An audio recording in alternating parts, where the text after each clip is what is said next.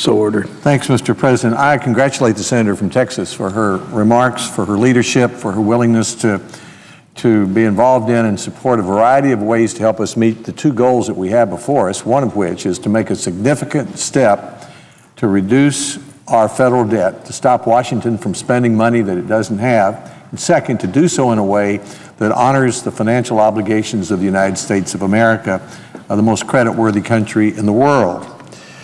Before I speak about the Cut, Cap, and Balance Act, which has passed the House, which has 37 co-sponsors in the Senate, I'm proud to be one of them. I think it's a superior piece of legislation. I hope when we vote on it, it gets a majority of votes here in the Senate and becomes law. Before I do that, I'd like to speak for a moment about those two goals that are before us as we consider our debt, consider our financial obligations, and consider all of them up against what is said to be a point on August 2nd where the debt ceiling needs to be increased. And as I think about those two obligations, reducing our debt, honor those two goals, reducing our debt, honoring our obligations, I think about a friend of mine in Tennessee who pays his bills out of a cigar box. Now this is how it works. A bill comes in to my friend and he puts the bill in a cigar box. And then another bill comes in and he puts that bill in a cigar box. And then maybe the next week some money will come in. So my friend will reach down in his cigar box and he'll pull a bill out and he'll pay that bill. And then if a little more money comes in the next week, he'll reach down, pull another bill out and pay that bill. My friend pays his bills out of a cigar box. Now, what happens to my friend if he wants to go down to the local bank and say, I'd like to borrow some money in order to pay all the bills that I have in my cigar box? I think what the banker is going to say is, I'm sorry, my friend, but we're reluctant to loan money to you, or if we do, we're going to charge you more for it because we don't know who you're going to pay. You might reach down in your cigar box and pay the whiskey store instead of the bank. You might pay the grocery store instead of the principal on your loan. You might pay the service station before you paid us. So because you selectively pay your bills out of your cigar box, you're not a good risk. We're going to charge you more for your money, or we're not going to loan you money at all. That's the risk we take if we play around with this idea of the United States of America, the most creditworthy country in the world, selectively paying its bills, going from being the most creditworthy country to being a country that pays its bills out of a cigar box. There are three obvious reasons why we shouldn't do that. Reason number one is it's going to cost us more. Today, the United States of America can borrow money for 10 years at about 3%. We are so creditworthy, people trust us so much to pay our obligations, that they'll give us their money for a short period of time at no interest. It's a tremendous advantage to us. The United States has the risk-free credit in the world, and I might add the risk-free credit in an increasingly turbulent world. Now, what if we decided after August 2nd, when we're told sometime in that month we'll begin not to have enough money to pay all of our bills, what if we decided not to raise our debt ceiling and that we would pay our bills out of a cigar box? So we might say, okay, we don't have enough money, so we'll pay China before we pay Grandma her Social Security. Oh, better not do that. In fact, I saw a fellow in Portland, Tennessee on Monday, and he said, what's this about my Social Security not being paid? Oh, I said, I think it'll be paid. Might be 2 or 3 days, but the telephone calls will come in and Congress will fix it and it'll get paid. He said, it better not be 5 minutes. So we might want to pay all of our Social Security benefits, but the President might say, or the Secretary of Treasury might say, well, we'll pay Grandma our Social Security, but we won't pay the wife of the soldier at Fort Campbell who's in Afghanistan on his 3rd tour.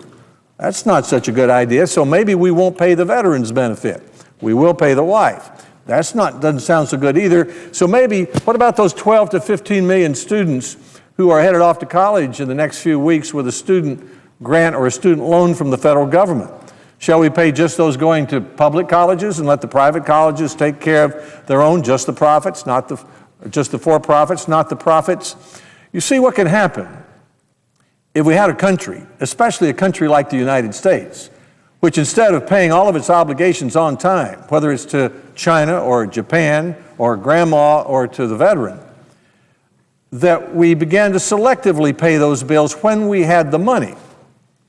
I think I know what would happen. Instead of being able to borrow money for 10 years at 3%, we might have to pay a little more for it. Let's say it just went from 3% to 4%. What would that mean to us?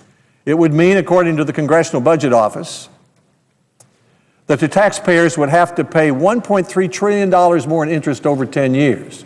So if it goes up 2 percentage points to 5%, that's twice that. Or it goes up to 3%. That's what happens when you pay your bills out of the cigar box. And it's not just the taxpayers. My son told me the other day, he said, "Dad, my mortgage loan resets in October. If you all don't work this out, that means my interest rate might go up." And let's say he has a $100,000 house loan and it goes up 1%. That's maybe, that gets to be some money for him. Or if it's 2%, or it's 3%. So if it's your credit card loan, if it's your home loan, whatever loan it is, it would begin to go up. Paying our bills out of a cigar box would raise our costs. There's a second obvious reason not to do this. In 2008, we were smacked in the face with a world economic crisis. We didn't expect it. Most of us didn't cause it, but we had to deal with it. And here in the Congress, we had to do some very unpopular things. We had to bail out banks, even some industries. The American people hated that, even though most of the money's been paid back. And we don't know what we averted, probably a much worse problem. But we're still suffering from what happened in 2008. But we didn't do that deliberately. In this case, if we were to deliberately go from being the most credit-worthy country in the world to a country that paid its bills out of a cigar box, we would be deliberately injecting our uncertainty into a turbulent world. Look at Europe, with the Eurozone trembling over the debt in Portugal and the debt in Greece, with sovereign nations perhaps having to bail out European banks. Look at Japan, the third largest economy, in a 10-year recession, with a third of its power plants closed after the tsunami, sweating through the summer with an inability to sell their goods. Look at China. China's a big success story, but it may be growing too fast. Its inflation is up, and it has a lot of unreported debt at the provincial level. Look at our markets. We make trades in milliseconds, and twice in the last year we've had sudden drops in the market, which we couldn't explain for months. Do we really want to inject this level of uncertainty into the world turbulence that we have today in the financial markets when we know that we could avoid it? I think not. And then there's a third reason, and this is a purely partisan reason. Maybe it's not even appropriate to talk about it on the Senate floor, but let's talk about it for a moment anyway. The president's done a pretty good job of blaming his predecessors for problems. But lately, people have said, "Mr. President, we don't blame you for the problems you inherited, but we do hold you responsible for the decisions you've made to make it worse. You've made it worse with the health care mandates and higher individual health care policies. You've made it worse with the financial regulations bill. You've made it worse by not sending over the trade bills. You've made it worse with high-cost energy. You've made it worse with your National Labor Relations Board appointments and undermining the right-to-work law. You've made it worse by proposing to double and triple the debt." People are listening to that. They agree with that. But what will happen if the Republican Party or the Democratic Party or any group of people have the primary responsibility for turning this country from a country that is the most credit-worthy country in the world into one that pays its bills out of a cigar box? The president will say, instead of our saying, "Mr. President, you made it worse," he will say, "You made it worse." So, Mr. President, there's every reason in the world to regard the debt ceiling decision that we have to make as an opportunity to make a significant step to reduce the debt. But we can do that while still honoring our financial obligations, and we should. And today, we're talking about one of those ways to do it. Republicans have offered, with Democratic co-sponsorship in a number of cases, at least 5 major ideas for making a significant step towards stopping Washington from paying, stopping Washington from spending money that it doesn't have. 5 ways to do that. There has been the Corker proposal, which is bipartisan, which would over 10 years bring our spending, which is the real problem, from its present level, about 25% of our total output in the country, to about 20%, which is the historical level. There is the Balanced Budget Act, which is the most obvious solution to a nation that's spending more than it takes in. I mean, families do it, states do it, balance their budgets, live within their means. The federal government can do it. We can, over time, get back to the point where we were not many years ago, where we spend about the amount of money that we take in. I know that as governor for 8 years we did that. I know as a result of that we have almost no debt in the state of Tennessee, and as a result of that we can use our gas tax money, for example, to pay for roads instead of interest on the debt. Then there's a fourth idea that has bipartisan support, a third idea. That is the Gang of Six that came out this week. Now, the president said it was a Gang of Seven, that he thought I was in it. And I would have to say, with respect, Mr. President, I'm a law-abiding citizen. I'm not a member of any gangs. But I support what they do because I think it's a serious bipartisan effort to help stop Washington from spending money that it doesn't have. And then there's another proposal that has bipartisan support that Republicans as well as Democrats have initiated. Senator Isaacson has taken the lead on it, senator from Georgia, and that is the 2-year budget, which would allow us time every other year to focus our efforts on eliminating rules and eliminating regulations instead of adding so many. So there are 4 ways that we have suggested, and in some cases with bipartisan support, that we can take a significant step to reduce our debt while still honoring our financial obligations. And today, we're talking especially about cut, cap, and balance. The legislation that passed the House of Representatives with 234 votes this week has come to the Senate floor. We're going to be voting on it in the next day or two. It has 37 co-sponsors. I'm one of them.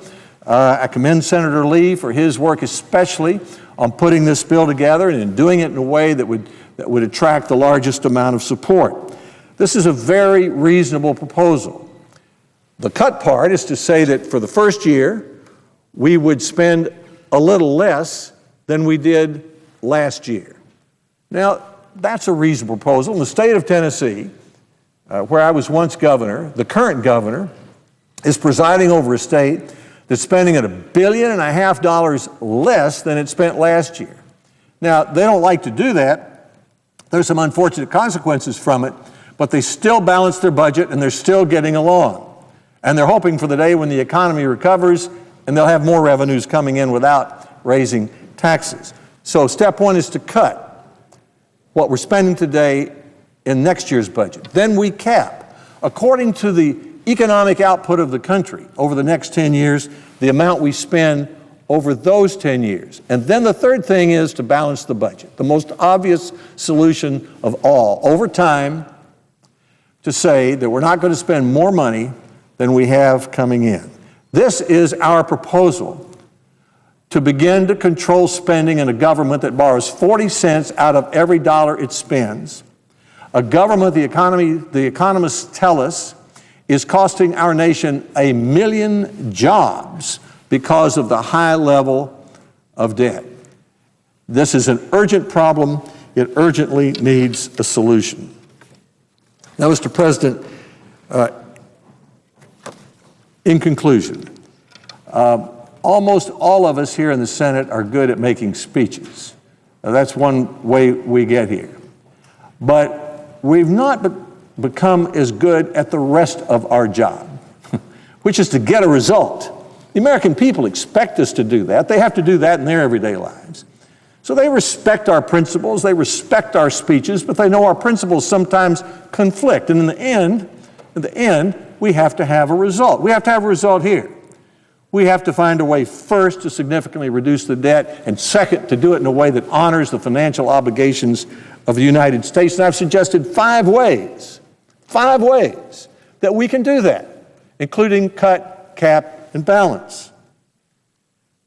In order to do that, that means that each of us is probably going to have to accept as a part of the solution an idea that's not our first choice. But why should we be exempt from that requirement?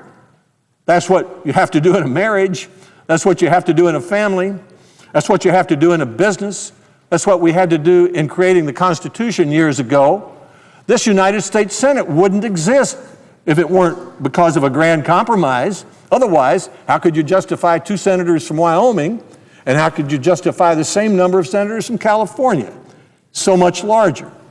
So to get a result, after we make our speeches, we need to be willing to accept some ideas that are not our first choice. That is why I am a co-sponsor of several different kinds of ideas. Cut, cap, and balance, the Corker Act, the Gang of 6 proposal. That's why I support the Isaacson-Shaheen effort on the 2-year budget. That is the kind of attitude we need in the next couple of weeks. So, Mr. President, cut, cap, and balance is a good way to meet our 2 urgent goals.